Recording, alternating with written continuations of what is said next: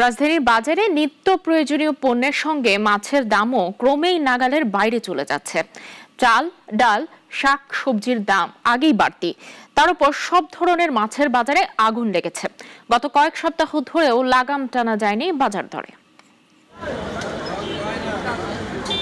ঢাকার খুচরা বাজার ঘুরে দেখা যায় নিত্য প্রয়োজনীয় পণ্যের দাম ক্রমেই বাড়ছে। কয়েক সপ্তাহ ধরে লাগাম টানা যাচ্ছে না সবজির বাজারে। একদিকে গাজর, পেঁয়াজ, টমেটো সহ প্রায় সবজির দাম কেজি প্রতি ৮০ থেকে ১২০ টাকা পর্যন্ত বিক্রি হচ্ছে। অন্যদিকে মাছ ও মাংসের বাজারও রয়েছে ব্যাপক চাপে। রুই, কাতলা, ট্যাংরা মাছ প্রতি কেজি বিক্রি হচ্ছে ৩৫০ থেকে ৪৫০ টাকায়, আর গরুর মাংস বিক্রি হচ্ছে কেজি প্রতি ৭৫০ থেকে ৮২০ টাকায়। বাজারে এলে ক্রেতাদের মুখে মিলছে শুধু হতাশার সুর। বলছেন, আয়ের তুলনায় এত দাম মেটানো সম্ভব হচ্ছে না।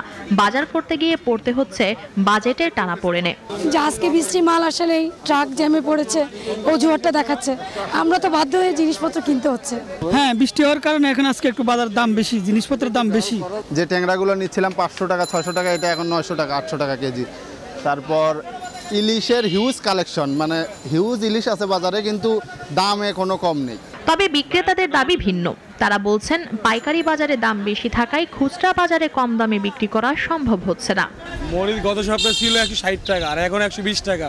আমদানি যত বেশি হবে দাম তত কমবে, আমদানি কমলে দামও বাইরে যাবে না। বর্তমানে সিম আর টমেটো আর গাজর এই তিনটাই ১০০ টাকার উপর আর কি, আর সব কিছুই আছে টোটালি ৬০ টাকা, ৭০ টাকা, ৪০ টাকা। সবচেয়ে যারা কম দামি ওর একমাত্র আছে পেঁপে। প্রতিদিনের বাজার ক্রেতাদের কষ্টের কারণ হয়ে দাঁড়ালেও দৃশ্যমান কোনো সমাধান নেই।